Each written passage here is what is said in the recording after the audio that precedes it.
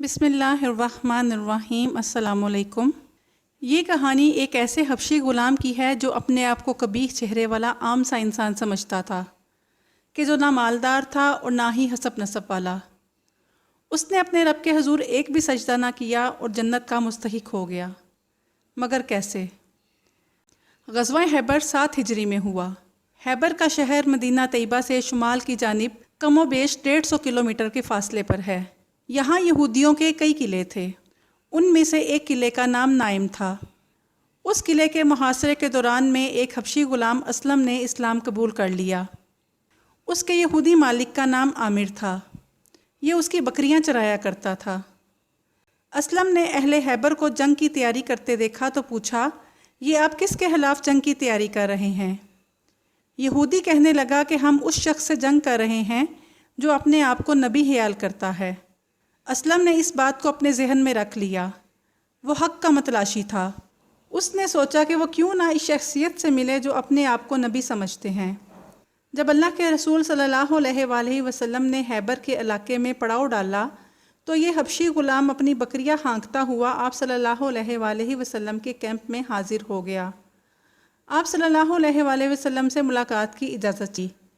اللہ کے رسول صلی اللہ علیہ وآلہ وسلم نے ایک عام سے حبشی غلام کو ملاقات کی اجازت دے دی۔ اس نے ملاقات کے دوران میں آپ سے پوچھا کہ آپ کیا کہتے اور کس بات کی دعوت دیتے ہیں؟ آپ صلی اللہ علیہ وآلہ وسلم نے بڑی محبت سے اس سے فرمایا، میں اسلام کی دعوت دیتا ہوں، اور یہ کہ تم اس بات کی گواہی دو کہ اللہ کے سوا کوئی عبادت کے لائق نہیں، اور میں اللہ کا رسول ہوں اور عبادت صرف اللہ تعالیٰ ہی کی کرو۔ غلام نے پوچھا، اگر میں اللہ پر ایمان لے آؤں اور یہی گواہی دینے لگوں تو مجھے کیا ملے گا؟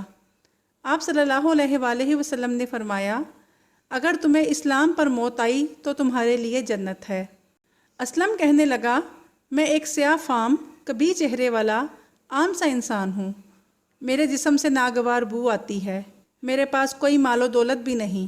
اگر میں ان لوگوں کے ساتھ لڑتا ہوا قتل ہو جاؤں تو کیا میں جنت میں جاؤں گا؟ رسول اللہ صلی اللہ علیہ وآلہ وسلم نے فرمایا، کیوں نہیں؟ اگر تمہیں اس عقیدے پر موت آ جائے تو تمہارے لیے جنت ہے۔ حبشی غلام وہی مسلمان ہو گیا۔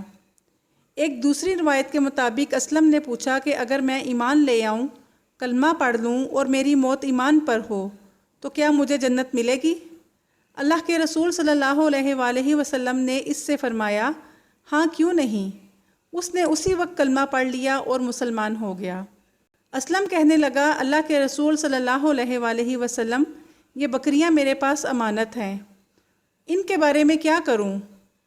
امانت اور دیانت یہی ہے کہ آپ صلی اللہ علیہ وآلہ وسلم جنگ کی حالت میں تھے، ان بکریوں پر اگر چاہتے تو قبضہ کر لیتے، کون پوچھ سکتا تھا؟ مگر یہ بھی مکارم اخلاق میں سے ہے کہ آپ نے اس حبشی چرواہے سے فرمایا کہ ان بکریوں کو فوجی کیمپ سے باہر نکالو اور پھر انہیں ہانک دو، انہیں کنکریاں مارو، اللہ تعالیٰ تمہاری طرف سے یہ امانت ادا کر دے گا۔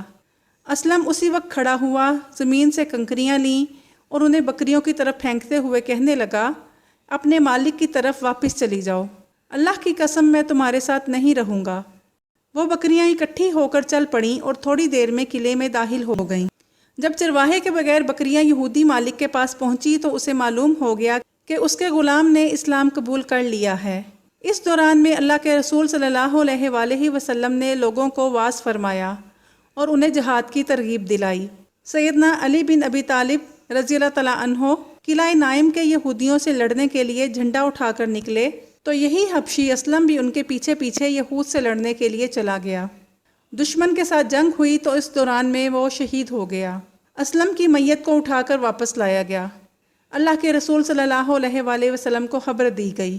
آپ صلی اللہ علیہ وآلہ وسلم اس کی میت کے پاس تشریف لائے۔ اسے دیکھ کر صحابہ کرام رضی اللہ تعالیٰ عنہ سے ارشاد فرمایا، اس غلام کو اللہ تعالیٰ نے عزت دی ہے، اسے خیبر کی طرف لایا۔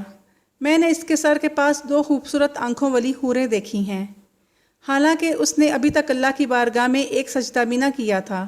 اگر آپ سے کوئی سوال کرے کہ ایسے کون سے صحابی ہیں کہ جنہوں نے ایک نماز بھی نہیں پڑھی اور وہ جنت کے مستحق ہو گئے، تو ان میں یہی حبشی غلام اسلم بھی شامل ہیں، جنہوں نے کہا تھا کہ میرا چہرہ بدصورت ہے، میرے جسم سے بو آتی ہے، میرے پاس مال و دولت نہیں، اللہ کے رسول صلی اللہ علیہ وآلہ وسلم اس کی ناش کے قریب کھڑے ہو کر فرما رہے تھے، تیرے چہرے کو اللہ تعالیٰ نے خوبصورت بنا دیا، تیری بو کو پاکیزہ بنا دیا، تیرے مال کو زیادہ کر دیا۔ پھر صحابہ کرام رضی اللہ تعالیٰ عنہ سے مخاطب ہو کر فرمایا، میں نے اس کی 2 بیویوں کو دیکھا جو خوبصورت آنکھوں والی جنت کی حوریں ہیں۔ سبحان اللہ۔ امید ہے کہ یہ کہانی سن کر آپ کا ایمان تازہ ہو گیا ہوگا۔ اگلی کہانی تک کے لیے آپ سے اجازت چاہتی ہوں۔ اللہ حافظ۔